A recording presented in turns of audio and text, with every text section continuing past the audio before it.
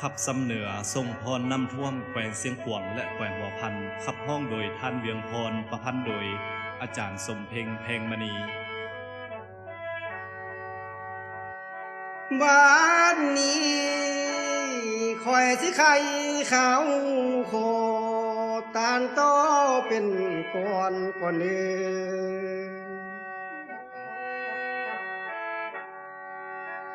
ส่งพรหาพี่น้องแข่งเสียงขวางและแข่งหัวพันทั้งปี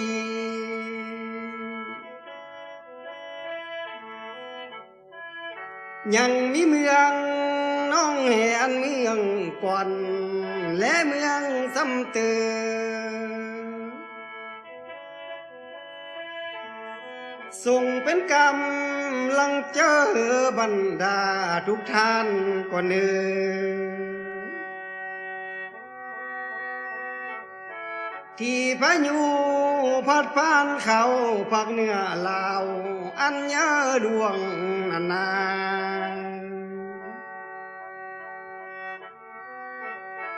เห็นแล้วปวงภาษาพี่น้องเฮือนสานบ้านเปทาเนือ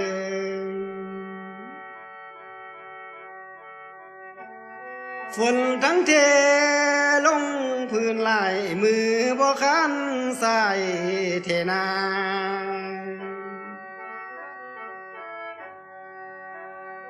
สายน้ำเนินน้ำเหยืองเนื่องนองขับฟังเจ้าเป็นแป้วลวง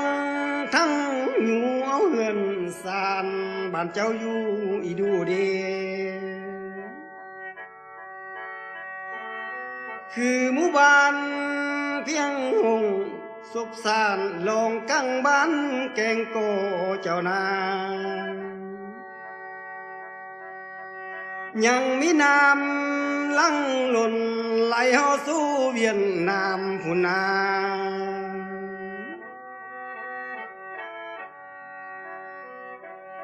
ว่าละเนอ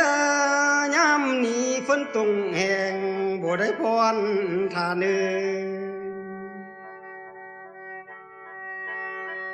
ฝนเท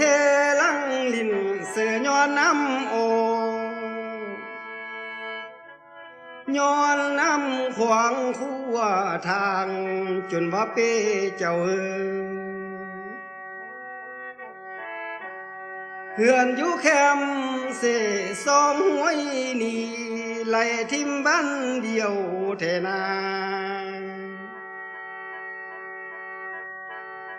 นอกจากนั้นยังได้ไหลก้อนเกี่ยวเอาให้หน้าส่วนเฮาแล้วบางบ่อนยังได้เป็นกองหินกองทรายท่วมลาเสียหอนหัวคอยกินหญ้าอยู่ป้อมผู้เอาไว้เทือนนาดินเจียนแลนละลุ่มลงพื้นร้องไหลเจ้า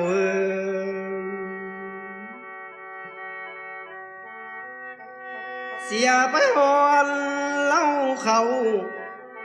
เครื่องของเจ้าใส่อยู่อีดูดีเสียหอนหมู่มาเป็นไก่เลี้ยงไหลน้ำล่องไปเจ้า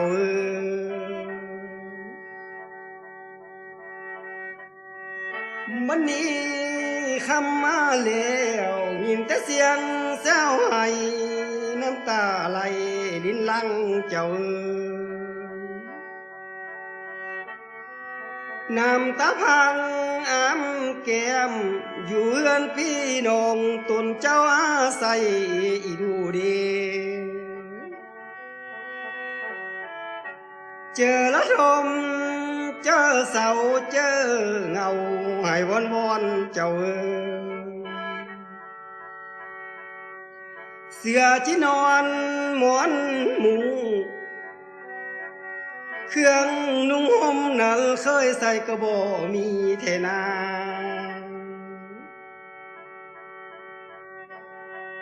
โอ้นออัลว่าเงินคำแก้ววัตถุเจ้าหามาใดไล่นำไปบ่มีค่าเจ้าเสียหอนหล่นเยอะนั้นรถไถนารถน้อยไล่ทิมเสียมเสียเจ้า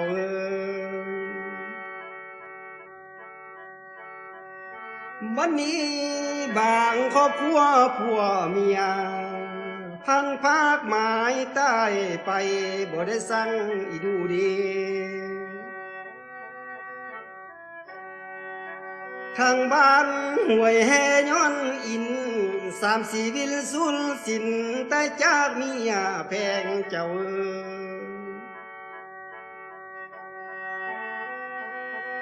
ความคิดแนงนำพายุนั้นฝนตกลิ้นไหลจนบ่มีความเบา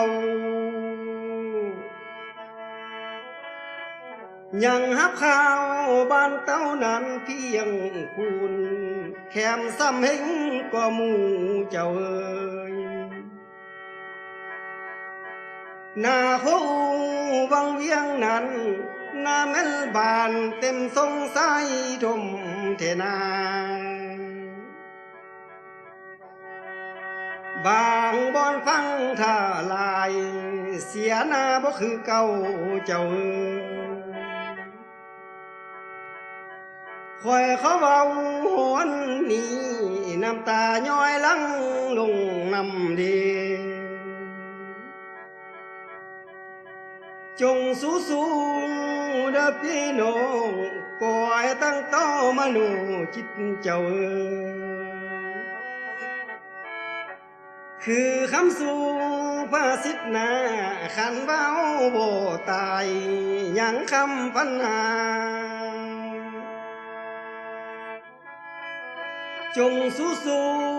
ลายปีฟ้าเมื่อนางจะเลื่อนพวกเพื่อนเนื้อคอยเขาเบาหอนนี้ก่อนอวยลาลงก่อนเนื้อ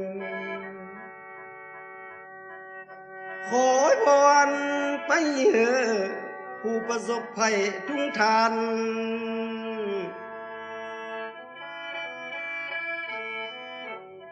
จงมีอายุวันนานั้นสู่สันมือปีเทเนจงมีเงินคำแก้วเนื่องนองมาลื่นเก่าความคิดและปรารถนาของเจ้าเพื่อไหลเข้าสู่วันดีเด้อเนื้อขอพรไปเถอะผู้ฟังทุกท่านเจ้าเจ็มและไข่โป้ยภัยอย่าต้องถือทั้งพ้อยไฟพญาตหายเพื่อหายเกียงอยู่เย็นเทนา